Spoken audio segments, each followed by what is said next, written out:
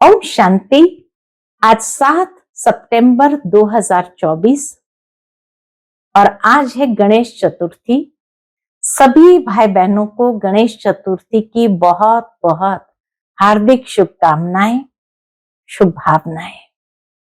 आज हम सभी अपने जीवन के अंदर जो परमात्मा बुद्धिवानों की बुद्धि आकर के हमें श्रेष्ठ ज्ञान प्रदान करते हैं, उसको धारण करते हुए अपने अंतर चक्षु को खोले, तीसरा नेत्र खोलकर अपने जीवन में आत्मदर्शन करे।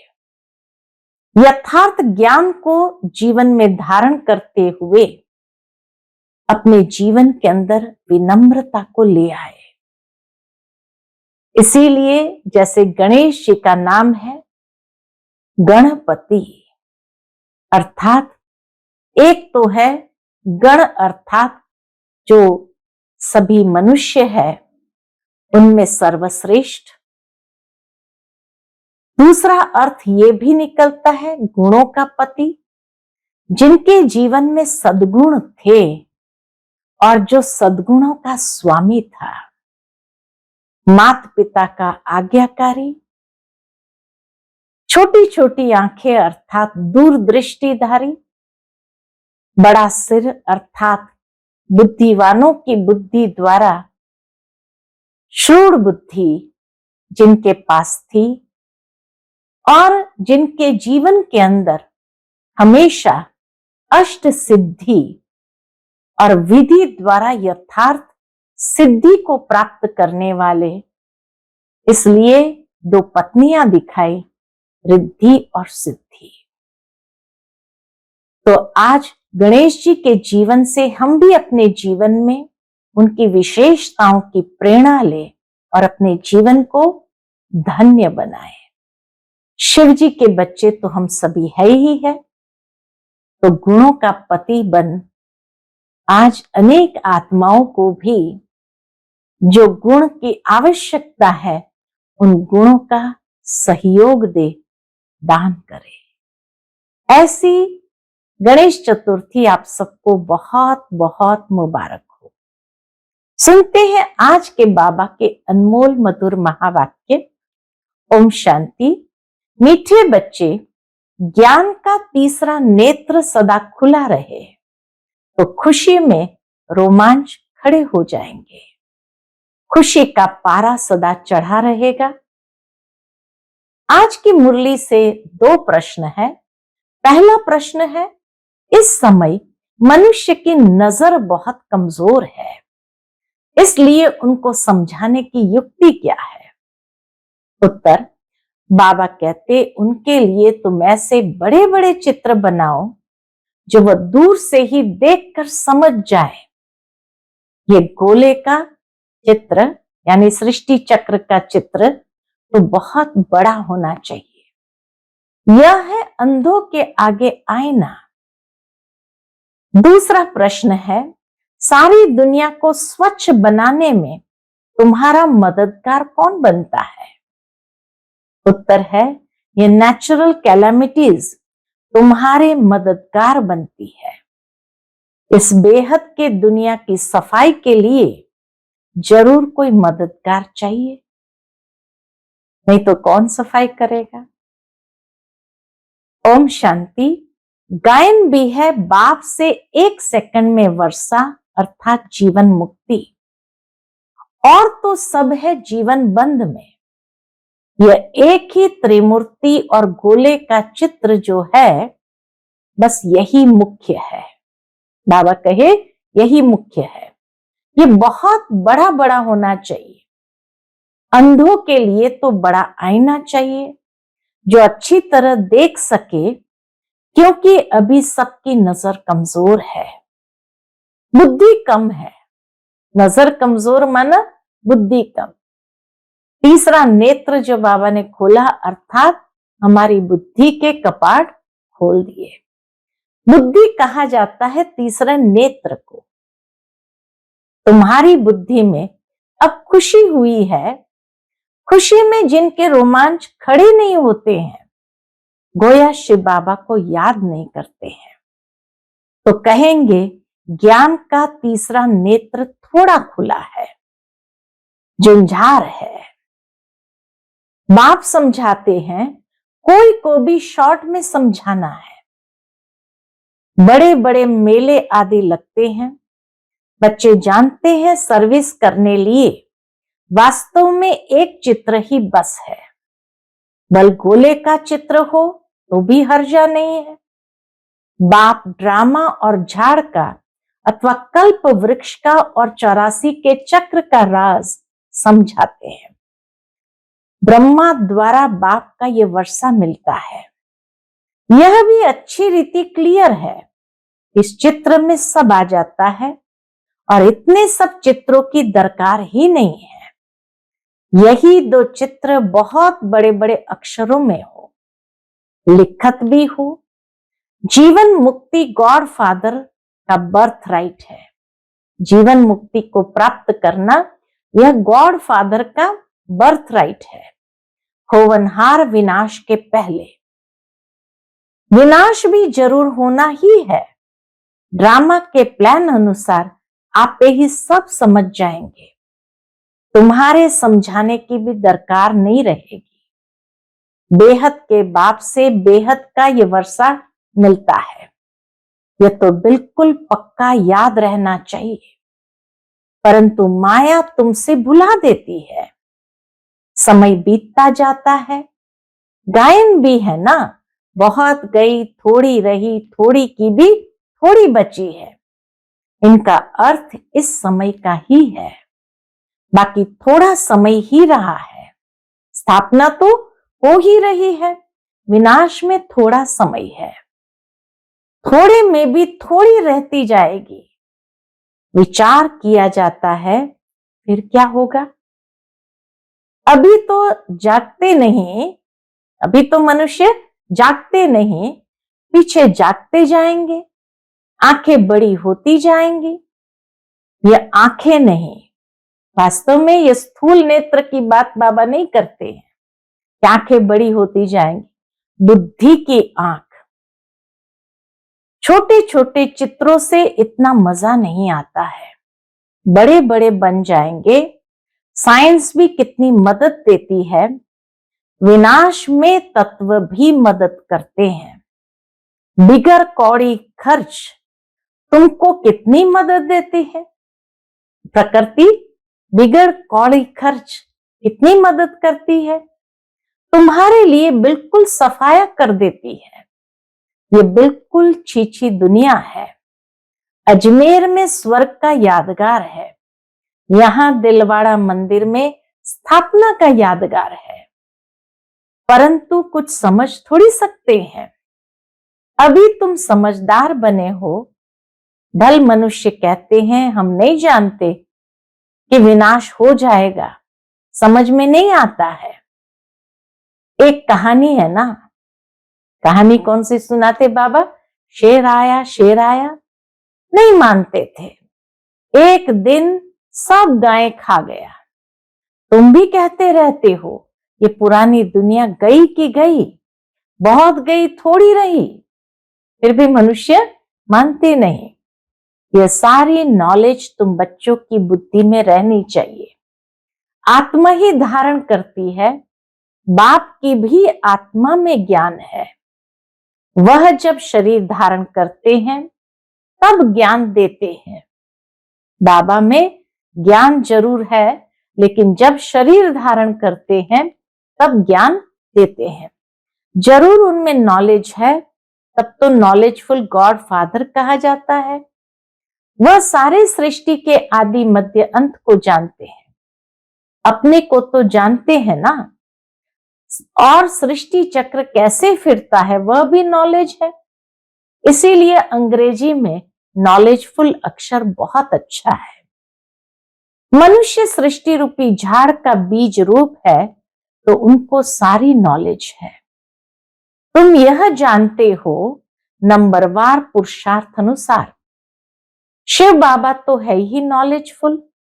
ये अच्छी रीति बुद्धि में रहना चाहिए। ऐसे नहीं सबकी बुद्धि में एक रस धारणा होती है।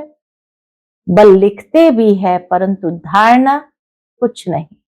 कईयों में तो धारणा कुछ नहीं, नाम मात्र लिखते हैं, बता किसको भी नहीं सकेंगे, सिर्फ कागज को बताते हैं। कागज क्या करेंगे? कागज से तो कोई समझेंगे नहीं, इस चित्र से बहुत अच्छा समझेंगे। बड़े से बड़ी नॉलेज है तो अक्षर भी बड़े बड़े होने चाहिए। बड़े से बड़े चित्र देख मनुष्य समझेंगे इसमें जरूर कुछ सार है। स्थापना और विनाश भी लिखा हुआ है। राजधानी की स्थापना, यह है गॉड फादरली बर्थराइट। हर एक बच्चे का हक है जीवन मुक्ति। तो बच्चों की बुद्धि चलनी चाहिए कि सब जीवन बंध में है, इन्हें जीवन बंध से जीवन मुक्ति में कैसे ले जाएं। पहले शांति धाम में जाएंगे, फिर सुख धाम में। सुख धाम को जीवन मुक्ति कहेंगे। ये चित्र खास बड़े बड़े बनने चाहिए। मुख्य चित्र है ना, बाबा कहे ये सब मुख्य चित्र है। बहुत बड़े बड़े अक्षर हो तो मनुष्य कहेंगे बीके ने इतने बड़े चित्र बनाए हैं, जरूर कुछ नॉलेज है। तो जहां तहां तुम्हारे भी बड़े बड़े चित्र लगे हुए हो तो पूछेंगे ये क्या है। बाबा कहे बड़े बड़े चित्र लगे हुए हो तो लोग पूछेंगे ये क्या है। बोलो इतने बड़े चित्र तुम्हारे समझने के लिए बनाए हैं। इसमें क्लियर लिखा हुआ है बेहद का वर्षा इन्हों को था। कल की बात है, आज वह नहीं है, क्योंकि 84 पुनर्जन्म लेते लेते नीचे आ गए हैं। सतो प्रधान से तमो प्रधान तो बनना ही है। ज्ञान और भक्ति पूज्य और पुजारी का खेल है ना, आधा आधा में बिल्कुल पूरा खेल बना हुआ है। तो ऐसे बड़े बड़े चित्र बनाने की हिम्मत चाहिए, सर्विस का भी शौक चाहिए। दिल्ली के तो कोने कोने में सर्विस करनी है। मेले मलाखड़े में तो बहुत लोग जाते हैं, वहां तुमको ये चित्र ही काम में आएंगे। कौन से चित्र? त्रिमूर्ति गोला, यह है मुख्य। ये बहुत अच्छी चीज है। अंधे के आगे जैसे आईना है। अंधों को पढ़ाया जाता है, पढ़ती तो आत्मा है ना, परंतु आत्मा के ऑर्गन्स छोटे हैं तो उनको पढ़ाने के लिए चित्र आदि दिखाए जाते हैं। स्कूल में भी बच्चों को पढ़ाने के लिए चित्र बड़े बड़े दिखाए जाते हैं। फिर थोड़े बड़े होते हैं तो दुनिया का नक्शा दिखाते हैं। फिर वह सारा नक्शा बुद्धि में रहता है। अभी तुम्हारी बुद्धि में सारा ये ड्रामा का चक्र है। इतने सब धर्म है, कैसे कैसे नंबरवार आते हैं, फिर चले जाएंगे। वहां तो एक ही आदि सनातन देवी देवता धर्म है, जिसको स्वर्ग हेवन कहते हैं। सतयुग में तो एक ही आदि सनातन देवी देवता धर्म, जिसको स्वर्ग हेवन कहते हैं। बाप के साथ योग लगाने से आत्मा पतित से पावन बन जाएंगी। भारत का प्राचीन योग मशहूर है, योग अर्थात याद। बाप भी कहते हैं मुझ बाप को याद करो। ये कहना पड़ता है, लौकिक बाप को कोई कहना नहीं पड़ता है कि मुझे याद करो। बच्चे ऑटोमेटिकली बाबा मम्मा कहते रहते हैं। वह है लौकिक माता पिता, यह है पारलौकिक, जिसका गायन है तुम्हारी कृपा से सुख घने रहे। जिनको दुख है वही गाते हैं। सुख में तो कहने की दरकार ही नहीं रहती, दुख में है तब तो पुकारते हैं। अभी तुम समझ गए हो ये माता पिता है। बाप कहते हैं ना, दिन प्रतिदिन तुमको गुह्य गुह्य बातें सुनाता हूं। आगे मालूम था क्या कि माता पिता किसको कहा जाता है? अभी तुम जानते हो, पिता तो उनको ही कहा जाता है। पिता से वर्षा मिलता है ब्रह्मा द्वारा, माता भी चाहिए ना, क्योंकि बच्चों को एडॉप्ट करना है। ये बात किसके भी ध्यान में नहीं आएगी। तो बाबा घड़ी घड़ी कहते हैं, क्या कहते हैं? मीठे मीठे बच्चों, बाप को याद करते रहो। लक्ष्य मिल गया फिर भल कहां भी जाओ, विलायत में जाओ। 7 रोज कोर्स किया तो बहुत है। बाप से तो वर्षा लेना ही है। याद से ही आत्मा पावन बनेगी, स्वर्ग का मालिक बनेंगे। यह लक्ष्य तो बुद्धि में है, फिर भल कहां भी जाए। सारा ज्ञान गीता का इस बैज में है। सारा ज्ञान गीता का बाबा के इस बैज में है। कोई को पूछने की भी दरकार नहीं रहेगी कि क्या करना है। बाप से वर्षा लेना है तो जरूर बाप को याद करना है। तुमने ये वर्षा बाप से अनेक बार लिया है। ड्रामा का चक्र रिपीट होता रहता है ना। अनेक बार तुम टीचर से पढ़ करके कोई न कोई पद प्राप्त करते हो। पढ़ाई में बुद्धि योग टीचर के साथ रहता है ना। इम्तिहान चाहे छोटा हो चाहे बड़ा हो, पढ़ती तो आत्मा है ना। इनकी भी आत्मा पढ़ती है। टीचर को और फिर एम ऑब्जेक्ट को याद करना है। पढ़ती आत्मा है, फिर टीचर को और एम ऑब्जेक्ट को याद करना है। सृष्टि का चक्र भी बुद्धि में रखना है। बाप और वर्षे को याद करना है। दैवी गुण भी धारण करने हैं। टीचर को एम ऑब्जेक्ट को याद करना है, बाप और वर्षे को याद करना है, सृष्टि चक्र को भी बुद्धि में रखना है, दैवी गुण भी धारण करने हैं। जितना धारणा करेंगे उतना उच्च पद पाएंगे। अच्छी रीति याद करते रहते हैं, फिर यहां आने की भी क्या दरकार है, परंतु फिर भी आते हैं। ऐसा उच्च बाप जिससे इतना बेहद का वर्षा मिलता है, उनसे मिल करके तो आवे। मंत्र लेकर सब आते हैं। तुमको तो बहुत भारी मंत्र मिलता है। नॉलेज तो सारी अच्छी रीति बुद्धि में है। बाबा ने इतना नॉलेज हमको दिया है, कूट कूट करके जैसे बुद्धि में अच्छी रीति भरी है। अभी तुम बच्चे समझते हो कि विनाशी कमाई के पीछे जास्ती टाइम वेस्ट नहीं करना है। वह तो सब मिट्टी में मिल जाएगा। बाप को कुछ चाहिए क्या? कुछ भी नहीं। कुछ भी खर्चा आदि करते हैं सो तो अपने लिए ही करते हैं। इसमें पाई का भी खर्चा नहीं है। कोई गोले व टैंक आदि तो खरीद नहीं करने हैं लड़ाई के लिए, कुछ भी नहीं। तुम लड़ते हुए भी सारी दुनिया से गुप्त हो, अननोन वॉरियर्स हो। तुम्हारी लड़ाई देखो कैसी है। इसको कहा जाता है योग बल। सारी गुप्त बात है। इसमें कोई को मारने की दरकार नहीं है। तुमको सिर्फ बाप को याद करना है। इन सब का मौत ड्रामा में नूंदा हुआ है। हर 5000 वर्ष बाद तुम योग बल जमा करने के लिए पढ़ाई पढ़ते हो। पढ़ाई पूरी हुई, फिर प्रारब्ध चाहिए नई दुनिया में।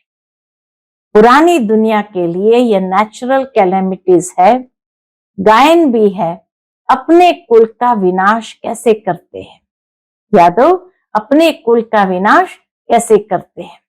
कितना बड़ा कुल है, सारा यूरोप आ जाता है। यह भारत तो अलग कोने में है, बाकी सब खलास हो जाने हैं। योग बल से तुम सारे विश्व पर विजय पाते हो। पवित्र भी बनना है इन लक्ष्मी नारायण जैसा। वहां क्रिमिनल आए ही नहीं। आगे चलकर तुमको बहुत साक्षात्कार होंगे। अपने देश के नजदीक आने से फिर झाड़ दिखाई पड़ते हैं ना, तो खुशी होती है। अब आकर पहुंचे हैं। अब बाबा कहे आकर पहुंचे हैं कहां? अपने घर के नजदीक। तुम भी घर चल पड़े हो। फिर अपने सुखधाम आएंगे। बाकी थोड़ा समय है।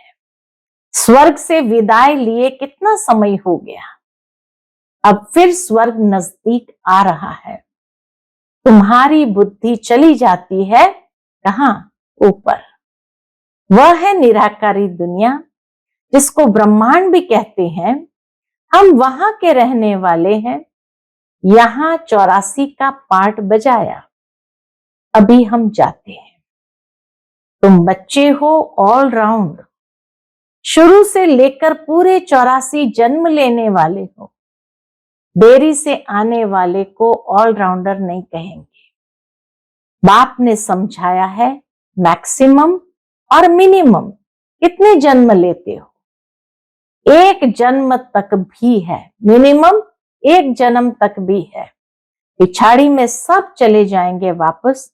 नाटक पूरा हुआ, खेल खलास। अब बाप समझाते हैं मुझे याद करो, अंत मते सो गति हो जाएंगी। बाप के पास परम धाम में चले जाएंगे। उनको कहते मुक्ति धाम, शांति धाम और फिर सुख धाम। यह है दुख धाम। ऊपर से हर एक सतो प्रधान, फिर सतो रजो तमो में आते हैं। एक जन्म होगा तो उसमें भी इन 4 स्टेजेस में जाएंगे। भले एक जन्म होगा तो भी सतो प्रधान, सतो रजो तमो, ये चारों स्टेजेस पार करेंगे। कितना अच्छा बच्चों को बैठ समझाते हैं, फिर भी याद नहीं करते, बाप को भूल जाते हैं। नंबरवार तो है ना, बच्चे जानते हैं। नंबरवार पुरुषार्थ अनुसार रुद्र माला बनती है। कितने करोड़ की रुद्र माला है। बेहद के विश्व की यह माला है। ब्रह्मा सो विष्णु, विष्णु सो ब्रह्मा, दोनों का सरनेम देखो। यह प्रजापिता ब्रह्मा का नाम है। आधा कल्प फिर आता है रावण, ब्रिटिज्म फिर इस्लामिज्म। आदम बीबी को भी याद करते हैं, पैराडाइज को भी याद करते हैं। भारत पैराडाइज स्वर्ग था। बच्चों को खुशी तो बहुत होनी चाहिए। हम बाबा कहे बच्चों को खुशी तो बहुत होनी चाहिए। बेहद का बाप, ऊंचे ते ऊंच भगवान, ऊंचे ते ऊंच पढ़ाते हैं, ऊंचे ते ऊंच पद मिलता है। सबसे ऊंच ते ऊंच टीचर है कौन? सबसे ऊंच ते ऊंच टीचर है बाप। वह टीचर भी है, फिर साथ ले जाएंगे तो सतगुरु भी है। ऐसा बाप क्यों नहीं याद रहेगा? खुशी का पारा चढ़ा रहना चाहिए, परंतु युद्ध का मैदान है, माया ठहरने नहीं देती है। घड़ी घड़ी गिर पड़ते हैं। बाप तो कहते हैं बच्चे, याद से ही तुम माया जीत बनेंगे, याद से ही तुम माया जीत बनेंगे। अच्छा, मीठे मीठे सिकिलते बच्चों प्रति माता पिता बाप दादा का याद प्यार और गुड मॉर्निंग। रूहानी बाप की रूहानी बच्चों को नमस्ते। हम सब रूहानी बच्चों की रूहानी माता पिता बाप दादा को याद प्यार, गुड मॉर्निंग और नमस्ते नमस्ते। शुक्रिया बाबा, शुक्रिया। आज की मुरली से धारणा के लिए मुख्य सार है। पहली पॉइंट, बाप जो सिखलाते हैं उसे अमल में लाना है, सिर्फ कागज पर नोट नहीं करना है। विनाश के पहले जीवन बंध से जीवन मुक्त पद प्राप्त करना है। दूसरी पॉइंट, अपना टाइम विनाशी कमाई के पीछे अधिक वेस्ट नहीं करना है, क्योंकि यह तो सब मिट्टी में मिल जाना है। इसलिए बेहद के बाप से बेहद का वर्षा लेना है और दैवी गुण भी धारण करने हैं। आज का बाप दादा का मधुर वरदान हम बच्चों के प्रति है, योग बल द्वारा माया की शक्ति पर जीत प्राप्त करने वाले सदा विजयी भव। योग बल द्वारा माया की शक्ति पर जीत प्राप्त करने वाले सदा विजयी भव। ज्ञान बल और योग बल सबसे श्रेष्ठ बल है। जैसे साइंस का बल अंधकार पर विजय प्राप्त कर रोशनी कर देता है, ऐसे योग बल सदा के लिए माया पर जीत प्राप्त कर विजयी बना देता है। योग बल इतना श्रेष्ठ बल है जो माया की शक्ति इसके आगे कुछ भी नहीं है।